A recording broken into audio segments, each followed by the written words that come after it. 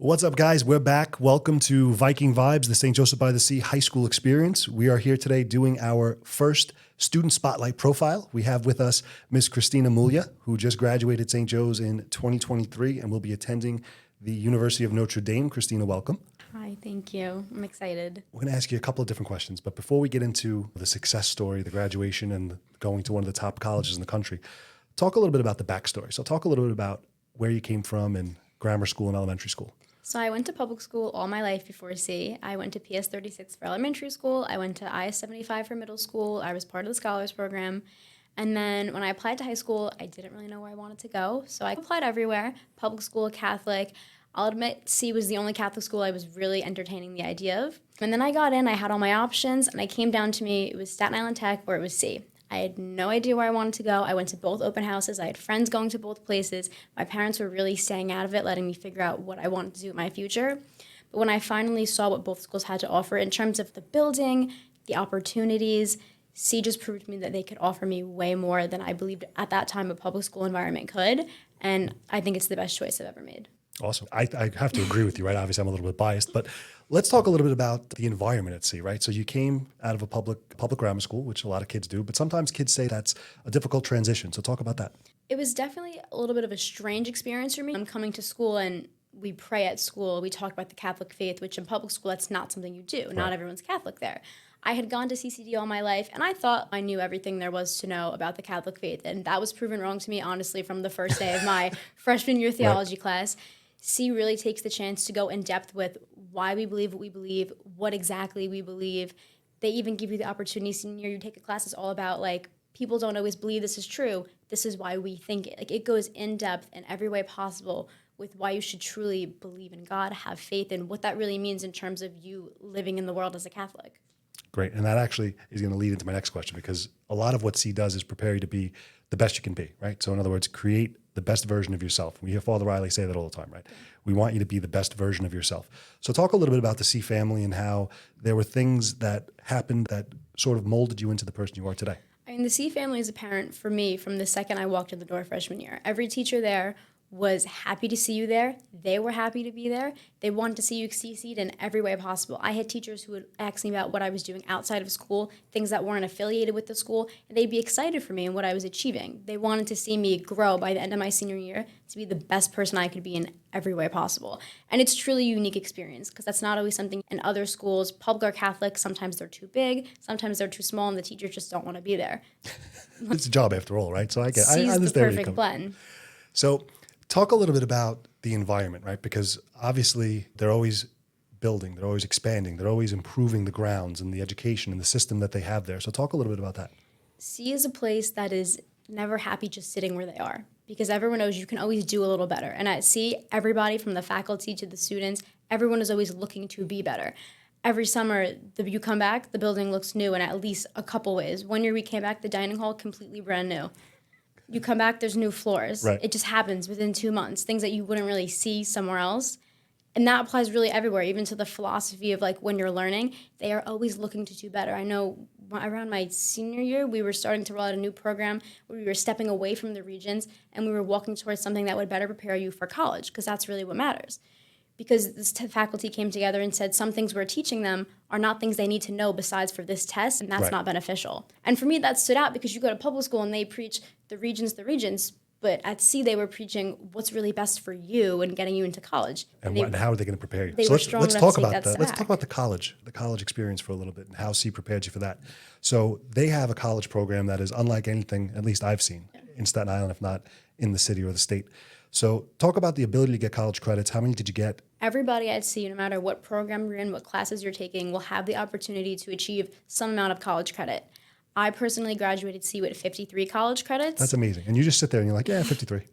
Because from my freshman year all the way to almost every single class I took junior and senior year was accredited by a university, which means I would come to school and the teacher that was teaching me in St. Joseph by the Sea was accredited by a university to be teaching me a college level class. So I was taking in college level material in my high school. While you were in high school, not doing anything additional, nothing extra, you're just there, taking it all in and doing very well with it. That's awesome. So that's the academic life, but high school is supposed to be fun, right? Like sometimes people lose sight of that, but it's supposed to be fun. It is. So talk about things outside the world of academics that you've been involved in and done. I jumped right into joining a bunch of things at sea, mostly because a lot of my teachers freshman year said, at sea, this is a place where we get involved in other things. We're not just about academics. And that was so true. I joined the Ladies of Charity freshman year, which was an all-girls religious-based charity organization. And we would work with local organizations to donate money, toys, really whatever they were looking for. And by the end of my senior year, I was the president of Ladies of Charity. Congratulations. I was part of the Institute of Scientific Research with Dr. Griglia, where we worked with planarian, which they're freshwater flatworms. And I worked with toxicology research, so we would give them different drugs and chemicals and see how they would react to different tests. And I worked on that for probably 2 to 3 years, and we learned a lot of things from it. And I was also part of the softball team for 4 years. So I had a time to do a lot of different things, see what I was interested in, and now going into college, I know what I want to focus on and what I want to do. So you weren't locked in your bedroom? Absolutely Studying not. every day on that iPad? No. There was life outside of the iPad. There right? was life outside the iPad in terms of extracurriculars at sea and outside of sea. Outside of sea, I volunteer for the Staten Island University Hospital. I volunteer for a food bank in Jersey. I also played travel softball for all 4 years I was at sea, and I had that takes a lot of time.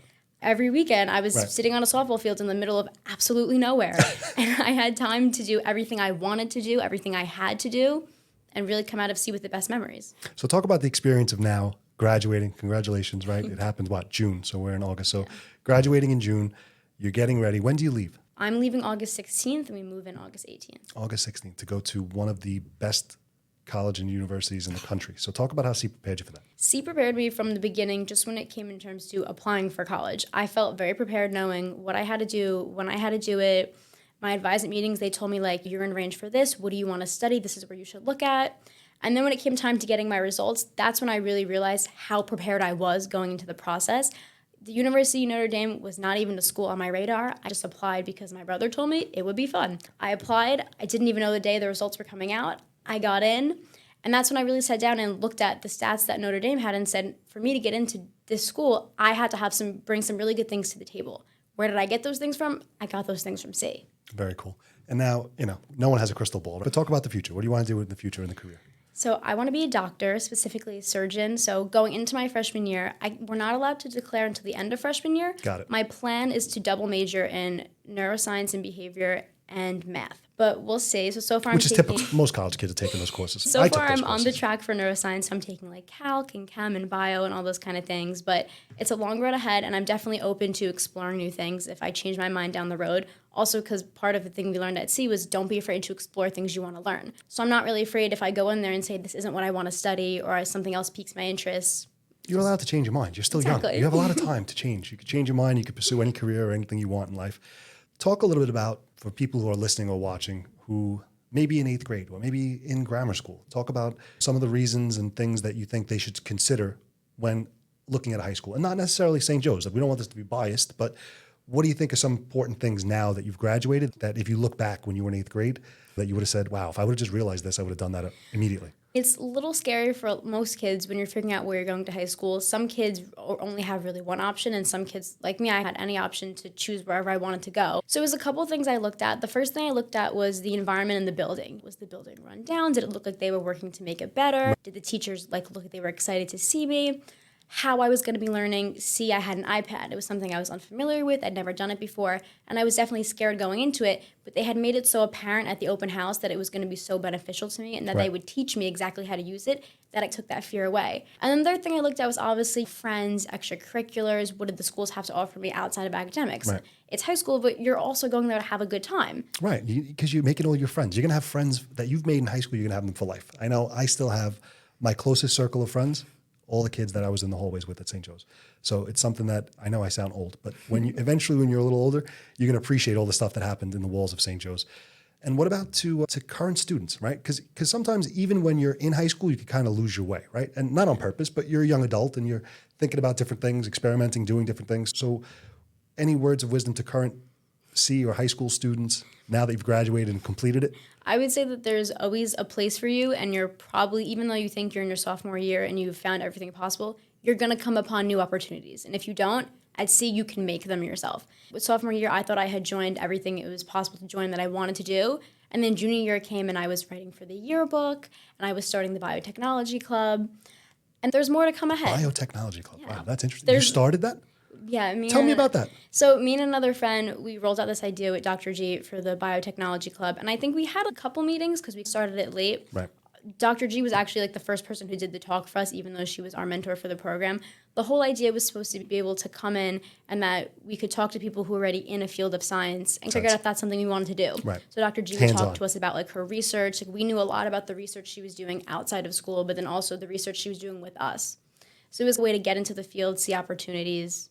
That's awesome. Christina, I thank you for being here with us today. I thank you for being the Viking Vibes first student profile. We're very happy. We're very excited for you. And we hope that you come back in a couple of years. And if this podcast is still here, that you come back on, talk to us, and give us an update as to what's going on. Thank you so much. I'll definitely be back. Congratulations and good luck. And for those of you watching or listening, don't forget to like or subscribe and share this content. This is Viking Vibes, the St. Joseph by the Sea experience.